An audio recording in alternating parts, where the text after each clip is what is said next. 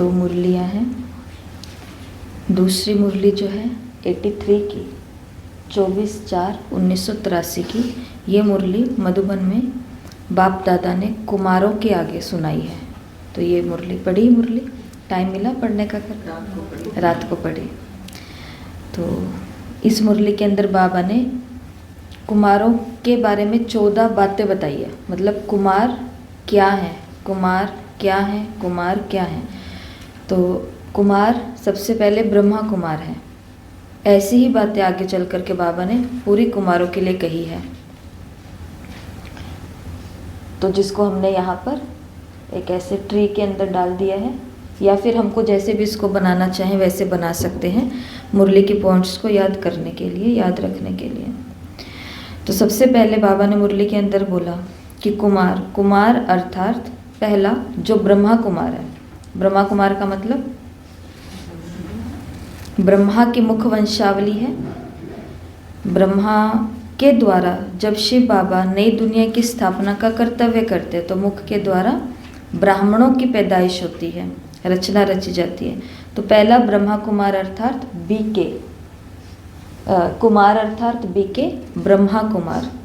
फिर आगे बाबा ने मुरली में बोला कि कुमार अर्थात टीके, टीके का मतलब तपस्वी कुमार।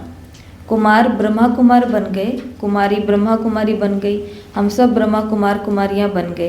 परंतु अगर हमारे जीवन में तपस्या नहीं है, तपस्या नहीं कर रहे हैं, तो वो जीवन, कोई भी जीवन किसी काम का जीवन नहीं है। फिर तो जिसको बाबा मुरली में बोलते हैं कि तुमको मिला, तुमने यहीं पर ही कमाया, यहीं पर ही खाया, सब यहीं फिनिश हो गया। तो इस जीवन का दूसरा बाबा ने विशेषता या दूसरा लक्ष्य दिया है। अगर जो ये नहीं कर रहे हैं तो बाबा ने उनको स्वमान दिया है कि कुमार अर्थात तपस्वी कुमार, कि क्या होनी चाहिए हमारे जीवन में। और तपस्या किसको बोला जाता है? दुनिया की परिभाषा में तपस्या का मतलब है कोई ना कोई प्रकार का हट करना, कोई व्रत करना, कोई नियम, कोई मर्यादाएं, ये सब चीज़ें। और बाबा की भाषा के अंदर तपस्या का क्या मतलब है?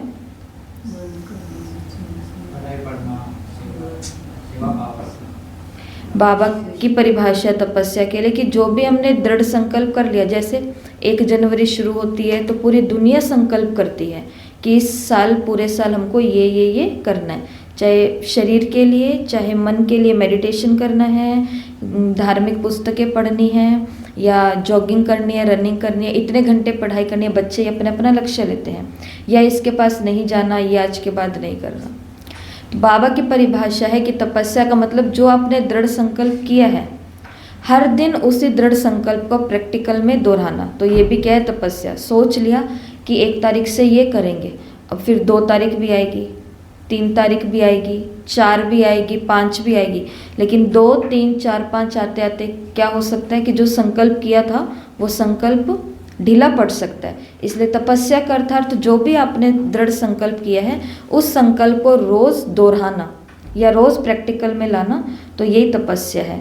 तो ब्रह्मा कुमार अर्थात तपस्वी कुमार, ब्रह्मा कुमार अर्थात राज ऋषि कुमार, आर के राज ऋषि कुमार।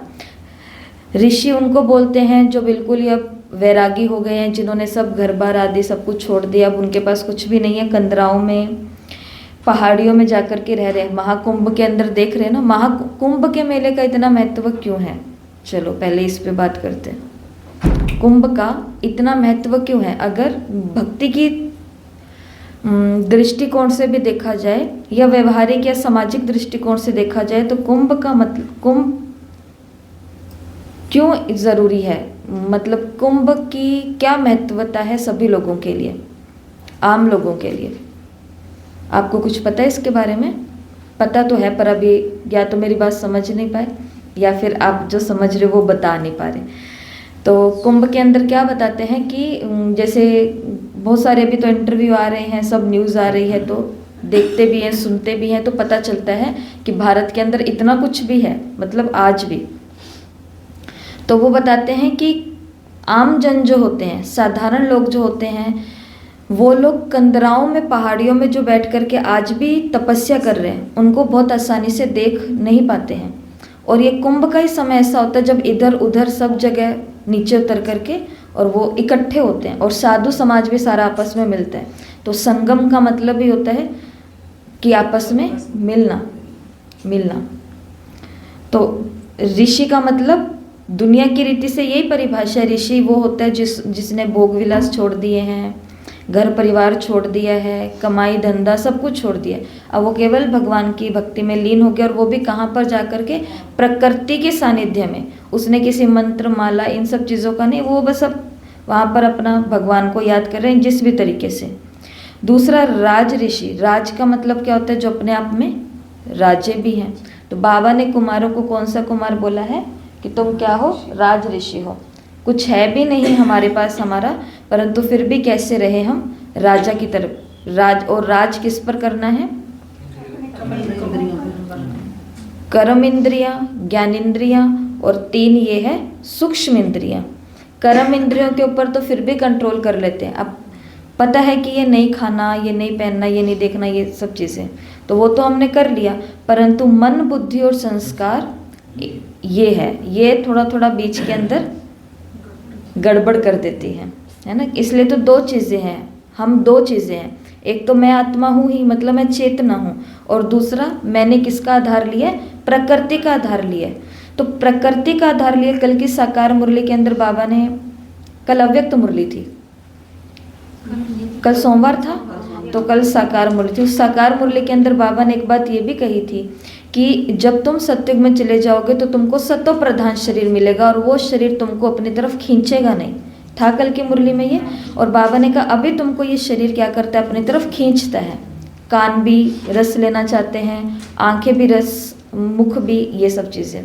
तो इसका कारण क्या है कि ये जो प्रकृति है, 5 तत्वों से हमको मिल करके ये शरीर हमारी मिला है, जिसको हम प्रवृत्ति भी बोलते हैं। ये मेरी प्रवृत्ति है, गृहस्थी है ये मेरी। अब ये प्रवृत्ति कैसी बन चुकी है? तमो प्रधान बन चुकी है। आत्मा कितनी भी, चेतना कितनी भी शक्तिशाली बनने की कोशिश कर रही है, परंतु बार बार ये प्रकृति क्या कहती है? ये सुन लो, ये देख लो, ये खा लो, ये बोल लो, इधर चले जाओ। ये शरीर क्या है? पूरा का पूरा शरीर मिल करके इस आत्मा को अपनी तरफ खींच रहा है। और आत्मा को खींचने का मतलब सारा मन जो है योग में ना लग करके तो वो इधर लग सकता है, उधर लग सकता है, पढ़ाई में ना लग करके इधर उधर लग सकता है, सेवा में ना लग करके इधर उधर लग सकता है। मतलब बहुत सारी चीज़ें, हम सभी इस बात के अनुभवी हैं। तो यहाँ पर हमको दोनों चीज़ों को समझना पड़ता है। राज ऋषि का मतलब यही है कि ये जो मेरा शरीर है, अब कई बाबा के बच्चे तो दुखी हो जाते हैं, गलानी के अंदर आकर के वो इतने दुखी होते हैं, और फिर उनको लगता है कि ये हम क्या कर रहे हैं। तो इससे अच्छा तो हम कौन से थे? पहले वाले ही अच्छे थे। कम से कम हम किसी को, खुद को धोखे में तो नहीं रख रहे थे। लेकिन यहाँ पर कोई पाप लगने की बात नहीं है, यहाँ पर कोई धोखे देने या लेने की बात नहीं। यहाँ पर बात सिर्फ इतना सा समझने की है कि शरीर है, 5 तत्वों का मिल करके बना हुआ है, ये हमारी प्रवृत्ति है, और 5 तत्व तमो प्रधान ऊपर से मिले भी विकारों से है। तो ये शरीर स्वभाव है, ये शरीर पूरी की पूरी कोशिश करेगा, जिसको बाबा अपने शब्दों में माया बोलते हैं, माया बोलते हैं, अपनी तरफ खींचने की कोशिश करेगा। तो इसलिए बाबा ने हमको कल की मुरली में, कल की अव्यक्त मुरली में क्या स्वमान दिया? मैं परम पवित्र आत्मा हूँ। तो इन स्वमानों के आधार से आत्मा को डोज मिलती जाती है, और फिर धीरे धीरे, और अध्ययन, पढ़ाई जो हम पढ़ते हैं, तो इससे हमारा ध्यान इस तरफ जाता है। इसलिए देखो, हम सभी ने स्वामी विवेकानंद जी का नाम सुना हुआ है। मात्र 38 साल की उम्र के अंदर ही, 38 साल की उम्र के अंदर ही उन्होंने सब अपना काम कर लिया था। जो भी प्रचार प्रसार करना है, धर्म ध्यान करना है, मुक्ति प्राप्त करनी है। वो किस रास्ते पर थे? मुक्ति की। यहाँ पर कुछ भी नहीं है, मुक्ति ही सब कुछ है। तो इन सभी चीज़ों से मुक्त होना है। 38 साल की उम्र में उन्होंने सब अपना काम फिनिश कर लिया। और सबसे पहली प्रेरणा उनको विदेश जाने की कहाँ से आई थी? आबू से आई थी। आबू के अंदर वो बैठे थे, वहाँ पर एक मंदिर का नाम बताते हैं, तो वहाँ पर, और वहाँ पर किसी एक राजा का उनके पास पत्र आया कि आपको विदेश जाना चाहिए। और वहाँ बैठे बैठे उनको प्रेरणा आई। फिर विदेश जाने से पहले उन्होंने क्या किया? पूरे के पूरे भारत का भ्रमण किया। लास्ट उनका था कन्याकुमारी। कन्याकुमारी तक पहुँचने के बाद उन्होंने अपनी किताब के अंदर लिखा कि अब पूरा भारत मेरे अंदर समा चुका है। मतलब भारत का सब कुछ मैंने देख लिया।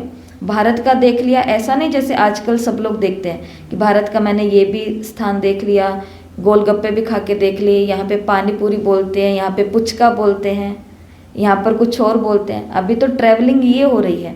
परंतु स्वामी विवेकानंद जी का अलग था। तो ऐसे बहुत संत ज्ञानेश्वर होकर के गए हैं। 21 साल की उम्र में उन्होंने शरीर छोड़ा था और 21 साल की उम्र से पहले पहले उन्होंने सब चीज़ें कर ली थी। वहाँ बना हुआ है कन्याकुमारी में इनका बीच। हाँ, स्वामी विवेकानंद जी का बहुत सुंदर बना हुआ। लास्ट इनकी यात्रा वहाँ इनका मतलब कि योग के लिए भी बना हुआ है। योग के लिए बना हुआ है पूरा इनका, वो जैसे एक संस्था होती है ना वैसे है। तो ऐसे कितने सारे इस धरती के ऊपर लोग होकर के गए। धरती में भी कौन सा खंड? भारत भूमि। तो यहाँ पर जिन्होंने 21 साल में 31 साल के अंदर 38 साल के अंदर मतलब 40 तक तो ये लोग पहुँचे नहीं कितने सारे, उससे पहले पहले इन्होंने क्या कर लिया सारा। कहते हैं ना कि जन सेवा क्या होती है, तो माधव सेवा ही मानव सेना है, कि माधव की सेवा करो उसके अंदर ही मानव की सेवा समाई हुई है। कि जो भक्ति तपस्या तप के मार्ग पर नहीं निकलेगा वो औरों की सेवा कैसे करेगा। अभी हम किसी को एक कंबल दे सकते हैं, किसी को एक टाइम का रोटी दे सकते हैं।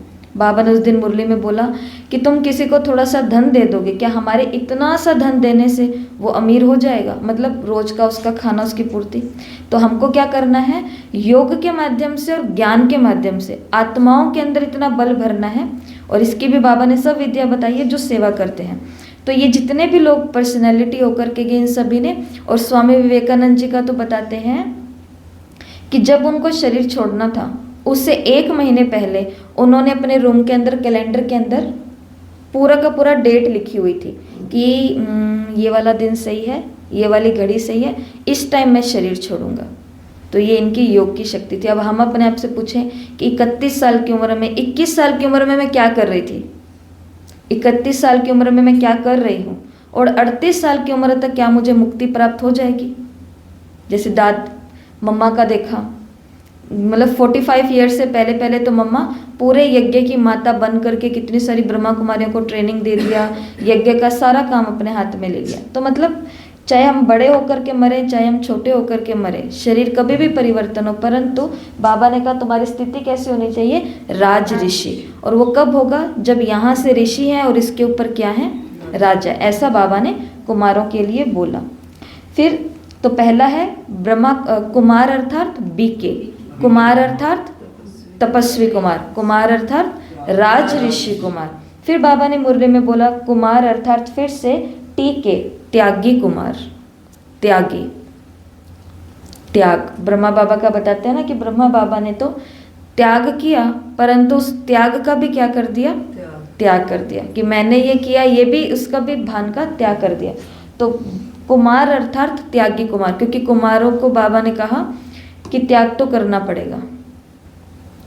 वो बहुत सारी डिटेल्स होती हैं, परंतु इस मुरली के अंदर बाबा ने ये बोला। आगे कुमार अर्थात शक्तिशाली कुमार, कहाँ है, कुमार अर्थात शक्तिशाली कुमार।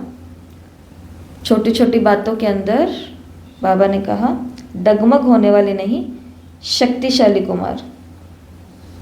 अब बताओ, जो कुमार ब्रह्मा कुमार बनेगा, जो कुमार तपस्वी कुमार, जो कुमार राज ऋषि कुमार, जो कुमार त्यागी कुमार, उसको बाबा ने अगला टाइटल दिया कि कुमार अर्थात विश्व परिवर्तक कुमार, कि विश्व का ये क्या करने वाले कुमार हैं, परिवर्तन करने वाले, विश्व परिवर्तक कुमार, विश्व परिवर्तक कुमार। कुमार अर्थात पवित्र कुमार, कुमार अर्थात पवित्र कुमार। फिर मुरली में ऐसा शब्द तो बाबा ने डायरेक्ट नहीं बोला, परंतु मुरली में आगे जाकर के बाबा ने कुमारों के लिए बोला है कि ये विशेष पाठधारी कुमार हैं। तो विशेष पाठधारी को एक शब्द में अगर हम बोले तो हीरो पाठधारी बोल सकते हैं, हीरो। तो कुमार अर्थात हीरो कुमार, कुमार अर्थात हीरो कुमार, कुमार अर्थात रॉयल कुमार, रॉयल।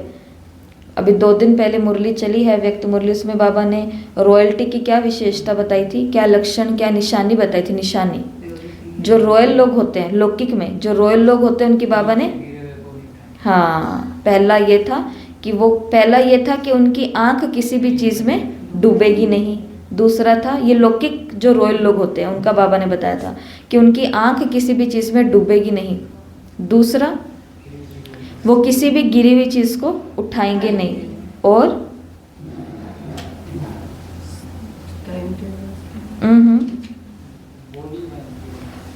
और उनके बोल अनमोल होंगे। याद है बाबा ने बोला था उनके बोल गिनती के होंगे, गिनती के बोल होंगे, तो उनके बोल अनमोल होंगे। हाँ, 50 या 100 बोलने की जगह वो कितने बोलेंगे? 10 ही बोलेंगे शॉर्ट के अंदर। और रॉयल लोगों की बाबा ने क्या निशानी बताई कि उनके पास में एक तो उनकी आंखों के अंदर वो नशा दिखाई देगा रॉयल्टी का। और लास्ट में 5वीं निशानी बाबा ने बताया उस मुरली में कि जो लौकिक में रॉयल लोग होते हैं, अगर उनके पास भी कोई खड़ा हो गया तो उस पास खड़े हुए व्यक्ति को भी क्या होगा? फकूर अनुभव होगा कि मैं इतने रॉयल के पास खड़ा हूँ। आज भी होता है ना, कोई बहुत बड़े के पास, कोई रॉयल आत्मा के पास हम खड़े हो जाएं तो और एकदम से हमारी कोई फ़ोटो खींच ले और वो फ़ोटो सब जगह सर्कुलेट हो जाए, वायरल हो जाए, फैल जाए, तो हमको कितनी खुशी होगी। और वही गलती से हम कहीं ऐसे ही खड़े हैं और पास में एकदम ही पाप कर्म करने वाली या बहुत अति में जाने वाली, बिल्कुल भी रॉयल्टी वाली नहीं आत्मा के साथ हमारी फ़ोटो आ जाए और वो वायरल हो जाए, सर्कुलेट हो जाए, हर एक के फ़ोन तक, हर एक के घर तक, पर्चे पर पहुंच जाए, तो सबको बोलेंगे अरे मैं तो इसके पास नहीं, मैं तो गलती से खड़ी यहाँ पर हूँ, यहाँ वाली फ़ोटो नहीं आई मेरी, यहाँ वाली फ़ोटो आ गई। राइट, शर्म आती है। दुनिया के अंदर ऐसी कहावत है कि मतलब इंसान के मूड की बात बताई है, इंसान की मानसिकता की बात बताई है, जिसमें हम सभी भी हैं।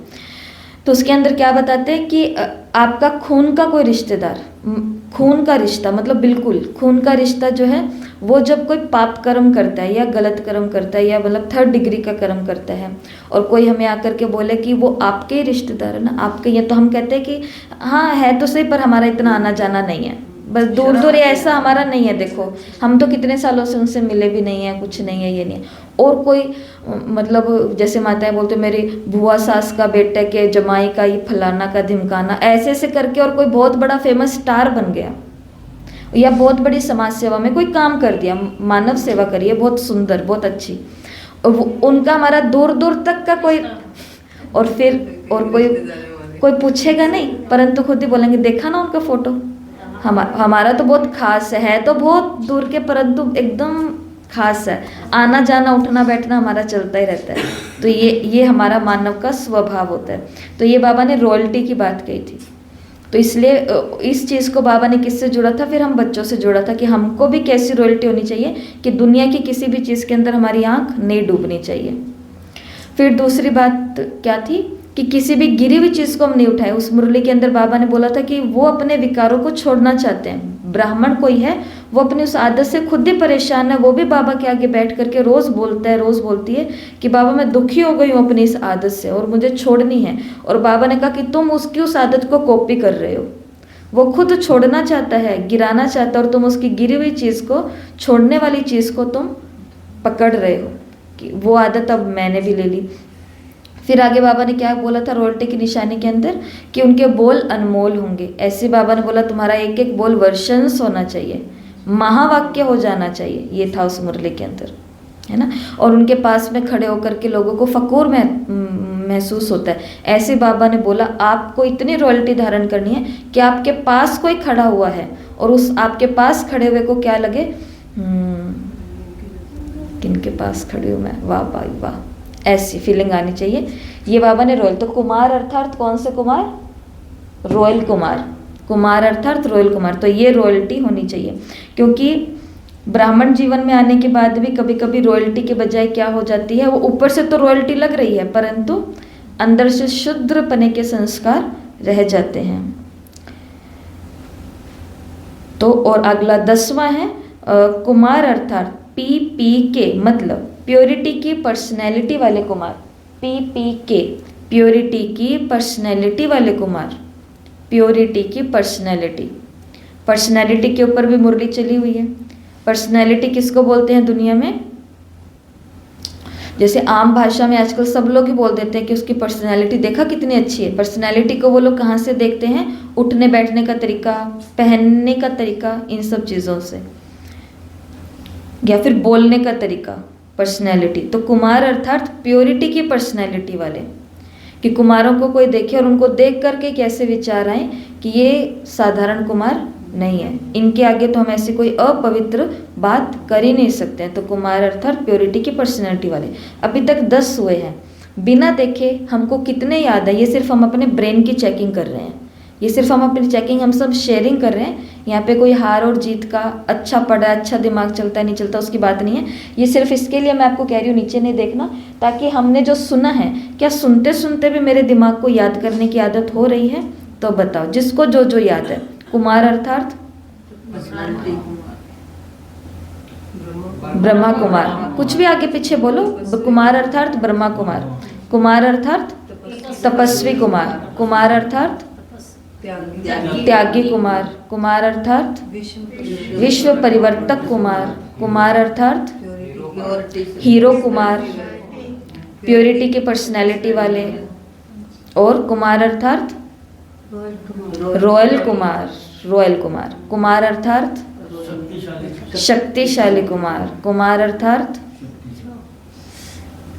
पवित्र कुमार, पवित्र कुमार, फिर कुमार अर्थात राज ऋषि कुमार, बोला था ये राज ऋषि कुमार। तो देखो पढ़ा हुआ तो याद है। अगले 4 हैं। कुमार अर्थात बाबा ने मुरली में बोला कि कुमार ये सब कुछ है, परंतु वो छोटे नहीं है, नाजुक नहीं है, बच्चे नहीं है। वो कुमार क्या है?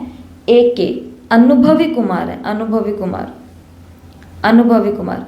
5 साल के एक साधु को आप जाकर के बोलो कि अरे बच्चे आपने ये जीवन क्यों ले लिया, आपने क्यों कर लिया, वो सबसे पहले बोलते हैं कि मुझे बच्चा नहीं बोलना, मैं आपको दिखने में बच्चा लग रहा हूँ लेकिन मेरे पास बहुत बड़ा अनुभव है, यहाँ बैठे बैठे मैं आपको अपनी सारी गति बता सकता हूँ कि आपके अंदर क्या चल रहा है, क्या आप जहाँ जाने वाले हो, जीवन में 10 साल बाद आपके क्या होने वाला है। तो मेरे को बच्चा मत समझना, क्योंकि मैं कौन सी आत्मा हूँ?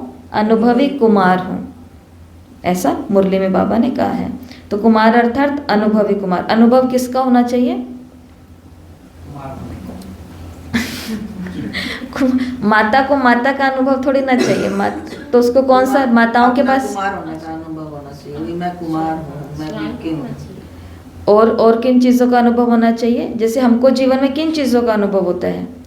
कोई परिस्थिति आ गई, कोई विघ्न आ गया, कोई व्यक्ति आ गया, कोई संग दोष आ गया, तो इन सब में कोई भी व्यक्ति कभी भी जा सकता है। लेकिन आपको जिस अपनी फ्रेंड का पता चल गया, जो मेरी सखी, जो मेरी सहेली है, जिसके साथ मेरे को पता ही है कि मैं कितना भी कंट्रोल करना चाहूँ पर इसके साथ बैठूंगी तो ये मेरे से कोई ना कोई व्यर्थ बात बुलवाएगी।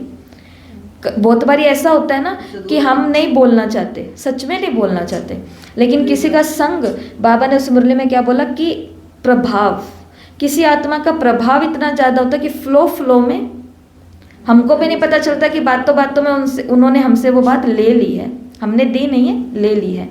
तो और बहुत बारी हमको ऐसे करते करते अनुभव हो जाता है कि इस आत्मा के संग में बैठूंगी तो मुझे खुद पर पूरा विश्वास है कि कुछ ना कुछ तो होएगा। तो इसको क्या बोलते हैं? अनुभव बोलते हैं। तो अनुभव के आधार पर हम माया से क्या कर सकते हैं? बच भी सकते हैं। और माया ने अगर हमको पकड़ लिया, मैंने ऐसे कोई फ्रेंड अब आकर के बैठ ही गई है, तो बाबा ने उस मुरली में बोला, पहला एक तो माया से खुद को बचा के रखो, ऐसे संग से बचा के ही रखो। दूसरा, अब ऐसा संग हो सकता है हमारी 4 दीवारी के अंदर ही रह रहा हो, उनसे बच करके कहाँ जाओगे? अंदर बाबा तो उस समय क्या करना होगा? उस समय खुद को उनसे छुड़ा करके, मतलब अब पकड़ में तो आए गए हैं, तो अब कहीं से भी अपना, जैसे बाबा बाबा कहा या स्वमान कहा या हंसते हुए मुस्कुराते हुए प्रेम भाव से हाँ जी ठीक है, हर बात का उत्तर देना हर बारी ज़रूरी, मतलब हमको लगता है कि हर बात का उत्तर देना ज़रूरी है, लेकिन कभी कभी हर बात का उत्तर देना ज़रूरी नहीं है। हाँ हूँ कर कुरा करके अपने आप को बचाना ज़रूरी है, अभी के समय बचाना जरूरी है। ज़्यादा बहादुर हमको बनने की आवश्यकता, क्योंकि समय जो चल रहा है अभी वाला, ये समय कैसा समय है? बहुत ऐसा आपको अनुभव होता है या नहीं होता? मतलब 1 सेकंड के अंदर सारा खेल गड़बड़ाया जाता है। तो इसके लिए हमको कौन सी आत्मा बनना पड़े? अनुभवी आत्मा, कि मैं जन्म जन्मांतर की इन विकारों की भी अनुभवी आत्मा हूँ, भक्ति की भी अनुभवी आत्मा हूँ, हर क्रिया कर्म की, हर कर्म कांड की, हर एक व्यक्ति विघ्न की, सबके तो अनुभवी आत्माएं कभी भी धोखा नहीं खाती है। जैसे घर के उस दिन भी आपको बोला था, पेरेंट्स होते हैं, टीचर्स होते हैं, तो ये बच्चों को क्या बोलते हैं, अरे कर लो, तुम्हारे ही काम आएगा, ये इकट्ठा कर लो, आज इकट्ठा कर लो, कल को बुढ़ापे में तुम्हारे काम आएगा। क्यों? क्योंकि उनको अपने अपने बुढ़ापे का उनके पास अनुभव है। तो कुमार अर्थात अनुभवी को, क्योंकि जो कुमार अनुभवी होगा वो अन्य कुमारों को अनुभवी बना सकता है। एक ब्रह्मा कुमारी जो खुद ही सुख दुख की, हार जीत की, इन सब चीज़ों की अनुभवी नहीं है, तो वो और कुमारी को अनुभवी कैसे बनाएगी? इसके लिए अनुभव होना जीवन में ज़रूरी है। तो 11वां था कुमार अर्थात अनुभवी कुमार। 12वां है RDK कुमार अर्थात रूहानी दर्पण कुमार। रूहानी दर्पण जिसके अंदर कोई और भी अपने आप को देख सके कि बनना है तो कैसा, ऐसा। या बाबा ने दर्पण के बारे में कहा है कि तुम्हारे को देख करके उनको क्या दिखाई दे, बाप दिखाई दे। तो कुमार अर्थात रूहानी दर्पण कुमार अर्थात रूहानी दर्पण कुमार। सेकंड लास्ट है कुमार अर्थात बैलेंस क्योंकि कुमारों को अपने लौकिक और अलौकिक इन दोनों में बैलेंस रखना होता है। अगर कोई एक ही कुमार है तो फिर, और उसके मम्मी पापा हैं, माता पिता है लौकिक में, तो उनको यज्ञ ऐसा ही समझाता है या ऐसा ही कहता है, जहाँ तक मुझे लगता है तो वो ऐसा ही है कि आपके ऊपर उनका कर्ज है, तो जब तक वो है आप उनका कर्जा उतारो। या फिर आपके पास 1-2 भाई हैं, फिर आप ब्रह्मा कुमार बनो, तो वो आपके माता पिता को संभालेंगे। तो मेरे हिसाब से यही है कि कुमार अर्थात बैलेंस कुमार, मतलब कि दोनों जगहों पर क्या रखने वाला, बैलेंस रखने वाला। और लास्ट है कुमार अर्थात कमाल कुमार अर्थात कमाल। कुमार क्या करने वाले हैं, कमाल। भाई जो कुमार शक्तिशाली बन गया, जो कुमार हीरो बन गया, जो कुमार विश्व परिवर्तक बन गया, जो कुमार सब कुछ बन गया, तो वो कमाल तो करेगा ही ना। जिसके अंदर इतनी सारी विशेषताएं हैं, वो कमाल ना करे ऐसा तो हो नहीं सकते। तो बाबा ने कुमारों को किस रूप में देखा कि तुम कुमार कमाल करने वाले हो, जिसके लिए बाबा फिर यूथ की बात कहते हैं। इस मुरली के अंदर बाबा ने बोला कि तुम गवर्नमेंट को बताओ कि हमारे ये कुमार है, ऐसे कुमार है, ये हैं। तो बाबा ने कहा तुम्हारे पीछे, ये मुरली के अंदर ही आया जिन्होंने पढ़ी है, CID का नाम लिया बाबा ने कि वो पीछे तुम्हारे CID लगा देंगे। और वो CID अब क्या करेगा, आकर के कोई ना कोई प्रलोभन या कुछ ना कुछ ऐसी बातें कहेगा, तुमको गुस्सा दिलाने वाला बात कहेगा। ये मुरली के अंदर बाबा ने कहा है। वो CID जो आएंगे ना, गुप्त रूप में आएंगे और चेकिंग करने के लिए आएंगे, चेकिंग करने के लिए। अगर तो बाबा ने कहा कि तुमको इतना शक्तिशाली बनना है, तुमको इतना कमाल करके दिखाना है कि उनके द्वारा भेजे। और ऐसा हुआ है, दादियों के साथ भी ऐसा हुआ है। उस समय इंदिरा गांधी जी थे, तो उनका था यहाँ पर भारत में। तो उस समय की बात है, दादी प्रकाशमणि दिल्ली में थे और किसी ने उनको शिकायत, किसी ने मतलब कोई विरोधी ने उनको शिकायत की कि ये जो होते हैं ना ब्रह्मा कुमार कुमारियाँ, तो ये एकदम पवित्र जीवन नहीं है, ये बहुत अपवित्र होते हैं और ऐसे होते हैं और वैसे होते हैं, दुनिया को छुड़ाते हैं, घर बार छुड़ाते हैं। ये उनके पास बकायदा लेटर पहुंचा था भवन में। तो फिर वहाँ से क्या किया गया, SI, एक CID, एक गुप्त रूप के अंदर एक भाई को भेजा गया कि तुम जाओ और जा कर के भाई देख के दो संस्था के बारे में कि क्या कुछ है। तो जहाँ तक मुझे याद आता है तो दादी प्रकाशमणि थे या फिर दादी हृदय पुष्पा थे, इनमें से कोई एक थे, पर थे कोई दादी। तो जैसे वो भाई आता है कोर्स करने के लिए कि हाँ हमको ये ज्ञान सुनना है, आपका क्या है, कुछ कैसा है, नियम मर्यादाएं, तो दादी सुनाते हैं। पर सुनाने के बाद, क्योंकि वो भाई उम्र में भी बड़े होते हैं, मतलब 60 से ऊपर 70 साल के होते हैं, तो बड़े होने के कारण उनको ये ज्ञान इतना अच्छा लगता है, तो वो फिर भूल ही जाते हैं कि मैं किस लक्ष्य से आया था, क्योंकि वो उनकी प्योरिटी को देखते हैं। बहनों की प्योरिटी तो बहुत ज़्यादा है, बातें इनकी कुछ अलग ही है, कार्य इनका कुछ अलग है, और संस्था क्या क्या काम कर रही है, तो वो सब आबू के बारे में कुछ देर में उन्होंने सारी जानकारी ले ली। जाते जाते उसको इतना अच्छा लगा, मतलब उसको इतना अच्छा लगा। और दादियाँ तो छोटी उम्र की थी उस समय, इतने बड़े नहीं थे, तो उन्होंने क्या किया, दादी के सिर पर हाथ रख दिया, आशीर्वाद का हाथ। जैसे ही हाथ रखा ऐसे, इतने में जो भाई थे वहां पर रहने वाले, तो दादी ने कहा कि इसने मेरे को टच कैसे किया, इसको अंदर डालो मतलब इसको अंदर सेट करो, उधर बिठाओ और इसको समझाओ कि आपने किन को टच किया है, आशीर्वाद भी आपने क्यों दिया। तो वो भाई ने अपनी असलियत बताई कि मैं कौन हूँ, मैं एक सरकार का ऑफिसर हूँ और मैं ये करने के लक्ष्य से आया था, फलाने फलाने व्यक्ति ने आपकी शिकायत की हुई है, सारी पोल पट्टी बाहर खोल करके आ गई।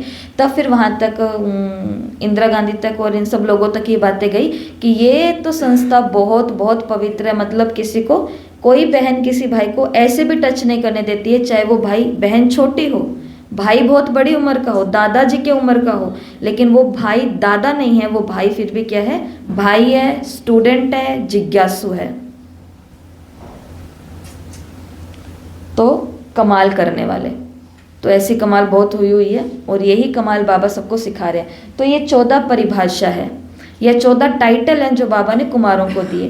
तो आज क्या करना है इस मुरली से, इन 14 के 14 टाइटल्स को अपनी नोटबुक के अंदर नोट कर लेना। कौन सी तारीख की मुरली है ये, 24/4/1983, जिसके लिए बाबा ने कुमारों से मीटिंग किया। फिर ऊपर जो 24/3/1982 की मुरली है, इस मुरली के अंदर 2 बातें बाबा ने विशेष कही हैं।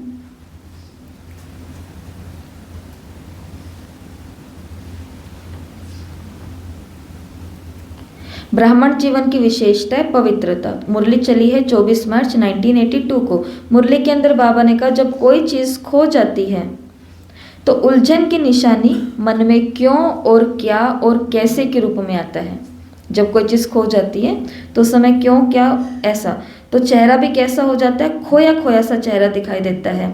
और जब कोई चीज़ मिल जाती है तो चेहरा पाया पाया से दिखाई देता है, नशे का दिखाई देता है, शांत दिखाई देता है, सदा खुश दिखाई देता है, सुख की शैया वाला दिखाई देता है।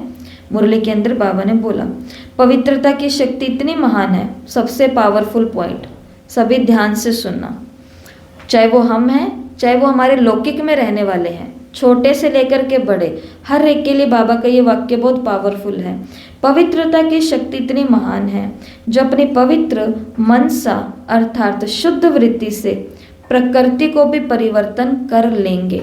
सिर्फ पवित्रता की शक्ति से, मतलब इस मन की पावर से, मन के विचार शुद्ध होते ही हम पूरे के पूरे प्रकृति को क्या कर सकते हैं, चेंज कर सकते हैं। इस मुरली के अंदर भी बाबा ने बोला कि आपकी पवित्र विचारों से सब कुछ आपको हासिल हो जाएगा, सब प्राप्तियां हो जाएंगी। सिर्फ क्या विचार करने हैं अंदर, बुद्धि को क्या बनाना है, केवल प्योर बनाना है, पवित्र बनाना है। इसलिए मुरली चली है पवित्र कुमार, प्योरिटी की पर्सनैलिटी वाले कुमार, कि सिर्फ पवित्र तुमको विचार अपने मन के अंदर रखने हैं और तुम पूरी की पूरी प्रकृति को चेंज कर सकते हो। जैसे हमने पानी का देखा, अगर किसी व्यक्ति ने अपना सारा फोकस पानी पर रख लिया कि दिन में जब जब पानी के संपर्क में आना है, दिन में जब जब पानी पीना है, दवाई लेनी है, जो कुछ भी करना है, या पानी के रूप में हम जूस ले रहे हैं, पानी के रूप में हम सब्जी ले रहे हैं, रोटी ले रहे हैं, सब चीज़ें हैं, तो सिर्फ उसने अपने पानी पर फोकस रखा तो भी लोगों ने बड़े बड़े अनुभव करके देख लिए कि उन्होंने सब चीज़ें बदल ली, अपने शरीर को निरोगी बना लिया, फोकस सिर्फ करके पानी पर, सिर्फ प्रकृति की चीज़ों पर फोकस करके। और हमको तो सीधा फोकस जड़ को पकड़ा है बाबा ने, और जड़ क्या है, विचार शक्ति। अगर इस विचार शक्ति को ही पवित्र बना लिया तो बाबा ने कहा तुम पूरी की पूरी प्रकृति को चेंज कर सकते हो, पूरी की पूरी प्रकृति को। लेकिन इसके लिए बात वही है कि क्या बनना पड़ेगा, तपस्वी। रोज एक दिन किया, उसके बाद में छोड़ दिया तो फिर क्या होगा। लास्ट में मैं यही कहती हूँ, जो बहुत बारी हमने बताया भी है, कि कई लोग आकर के बोलते हैं कि मतलब कोई सुधार ही नहीं हो रहा है, हमारा घर तो और ही ज़्यादा नरक बनता जा रहा है, या और ही ज़्यादा ये चीज़ें होती जा रही है, ये बीमारी ठीक होने का नाम ही नहीं ले रही है। तो उसके पीछे का कारण है, देखो जो घर को नरक बनाने के पीछे लगे हुए हैं, एक आत्मा तो होती है ना जिसने ठाना हुआ है रोज कोई ना कोई बात के ऊपर कलेश, मतलब रोज कोई ना कोई माइनस पॉइंट निकालना है, माइनस पॉइंट निकालना और अपना एक बांध तो छोड़ना ही है। अब वो ये काम रोज कर रहे हैं और ईमानदारी से कर रहे हैं वो कर रहे हैं या नहीं कर रहे बताओ। अगर उनको करना है, उनका मूड उनको खराब रखना है तो वो रोज रखेंगे, उनको कोई भी केवल क्या चाहिए, ऐसा ही बोलते हैं लोग कि बहाना ही चाहिए, ठीक है। अब हम घर का एक एक मेंबर यहाँ पर बैठे हैं, सभी अपने घर से बैठे हैं, हम है घर को स्वर्ग बनाने वाले। दुनिया को बनाने से पहले स्वर्ग किसको बनाएंगे, अपने घर को बनाएंगे। अब हमने आज संकल्प किया कि आज इस पूरी की पूरी टंकी को चार्ज कर दूंगी, जो जो पानी पिएगा ना उसकी बुद्धि एकदम शांत हो जाएगी। एक दिन तो कर दी टंकी चार्ज पानी की, अगले दिन भूल के, एक दिन तो अमृत वेला सबको सामने लिया है, बाबा का हाथ हाथ हाथ हाथ हाथ हाथ, सब मधुबन बैठे हैं, मुरली क्लास में बैठे हैं, बाबा मिलन कर रहे हैं, पवित्र बन के कमल फूल पर बैठे हैं। एक दिन किया, 2 दिन किया, तीसरे दिन या तो करेंगे, पर करेंगे तो जिस ऊर्जा से पहले दिन किया था उस ऊर्जा से नहीं करेंगे। तो जो वो वाला काम कर रहे हैं वो रोज ईमानदारी से कर रहे हैं, और स्वर्ग बनाने के जो निमित्त हैं उनके बीच में थोड़ी सी क्या आ जाती है, बेईमानी आ जाती है। इसके लिए तो मुरलियाँ चल रही है, ईमानदारी की मुरलियाँ, ऑनेस्टी की मुरली चली है ना पूरी की पूरी। ईमानदारी कमलेश बहन से जुड़ा हुआ था, तो ईमानदारी कि ऑनेस्टी अर्थात ईमानदारी, पवित्रता अर्थात ईमानदारी, तो ये भी प्योरिटी है। ठीक है, तो ये 2 मुरलियाँ। आज क्या काम करना है, आज जिनको भी ये काम करना है, चाहे वो यहाँ बैठे हैं चाहे फ़ोन के माध्यम से सुन रहे हैं, जिनको भी लगता है कि मुझे मेरे ब्रह्मचर्य को हर एक एस्पेक्ट से, मतलब कि हर एक चरण से मुझे उसकी संभाल करनी है, तो उनके लिए ये दुनिया में एक टेक्निक बताते हैं जिसको बोलते हैं कि स्मॉल पॉकेट डायरी, मतलब किसको बोलते हैं, सेलिबेसी जर्नल, मतलब ब्रह्मचर्य पत्रिका। लोग क्या करते हैं, छोटे से अपने पास एक डायरी बनाते हैं और उस डायरी के अंदर कुछ बातें नोट रख करके रखते हैं, कब कैसे किस कारण किस परिस्थिति किस मन की दशा में मेरा ब्रह्मचर्य किस किस दशा के अंदर भंग हुआ। हो सकता है कि मैं तो सिर्फ ऐसे ही बैठी थी और सामने से कोई बहन जा रही थी, बहन की ही बहन के लिए बात बता रहे हैं, और मैं ऊपर से लेकर के नीचे तक पूरा उसको देख रही थी, तो फटाफट से अपनी डायरी के अंदर नोट करना पड़े रात को सोने से पहले कि मेरा ब्रह्मचर्य टूटा, किस दशा में टूटा, जब मैंने आंखों से उसको देखा और मैंने देखा भी नहीं, उसको पूरा गली तक छोड़ा। इसलिए संतों के बारे में क्या बताते हैं, एक बार ही किसी को देख लिया कोई बात नहीं, वो हर कोई देखता है, परंतु फिर से आपने उसको, मतलब वो गए और फिर से पलट करके एक बारी और देखा, तो इसको बोलते हैं कि विकार आ गया। और तीसरा, जब आप उसको लगातार देखते ही रहे देखते ही रहे देखते रहे, तो इसको बोलते हैं वहाँ पर आपका ब्रह्मचर्य भंग हो गया। किस माध्यम से, आंखों के माध्यम से, मन की दशा। तो अगर जिनको भी ये काम करना है कि बहुत सीरियसली, तो आज हमारी तपस्या का 7वां दिन है। तपस्या के अभी कितने दिन पड़े हैं, 15 दिन पड़े हैं। 21 दिन की भट्टी है ना, तो 15 दिन के लिए जो भी चाहते हैं, भट्टी का लास्ट दिन होगा 28 जनवरी, तो 28 जनवरी तक जो भी चाहते हैं वो अपने पास एक छोटी सी पॉकेट डायरी रख सकते हैं। और इसके अंदर आपको अगर अपनी और भी अच्छी स्थिति बनानी है, तो ये सबका अपना पर्सनल काम होता है, तो आप कर सकते हैं कि मेरा ब्रह्मचर्य कब, और 21 बातें याद होंगी तब होएगा ये बात। 21 बातें कौन कौन सी थी, 5 2 2 4 4 4 4, ये थी 21 बातें। कि कौन बताएगा जल्दी जल्दी, संकल्प बोल कर्म संबंध संपर्क चलन, मन बुद्धि संस्कार और बुद्धि, तन और धन, दृष्टि दृष्टिकोण, वृत्ति, आदतें, लिखना, बोलना, स्पर्श करना, खाना खाना खाना, और लास्ट के 4 थे भावना, स्मृतियाँ, कल्पना और स्वप्न। ये 21 बातों के अंदर जहाँ जहाँ पर कब कैसे किस कारण से, मुझे सपना भी क्यों आया विकार का, जरूर पूरे दिन में मन में कुछ चला होगा। तो फिर जिनको अपनी अवस्था को बहुत ही अच्छा बनाना है तो वो ये काम कर सकते हैं। ये काम किन्होंने किया है, स्वामी विवेकानंद जी ने। ये काम किन्होंने किया, संत ज्ञानेश्वर जी ने। ऐसे बड़ी बड़ी महान विभूतियों ने अपनी डायरीज के अंदर ये बताया कि हम सबके पास अपनी पर्सनल डायरी थी, और हम दूर क्यों जाएं, हम अपने पास में ब्रह्मा बाबा हैं, इनको ही देखें, इनके पास भी अपनी डायरी थी, 1932 की डायरी, जिस जर्नल के अंदर ये लिखते थे कि ऐ मेरे मन तू आज यहाँ यहाँ गया, मेरी आंखें तू ये किया, मेरी बुद्धि तूने ये किया। तो फॉलो फादर तो करना ही है, तो जो भी करना चाहते हैं वो ये कर सकते हैं। बस यही है आज का होमवर्क कि दोनों मुरलियों को ध्यान से रीड कर लेना और इसमें से ये 14 पॉइंट निकालने, इनको अपने पास नोट कर लेना और ये जो करना चाहें वो कर लेना। ठीक है, ओम शांति।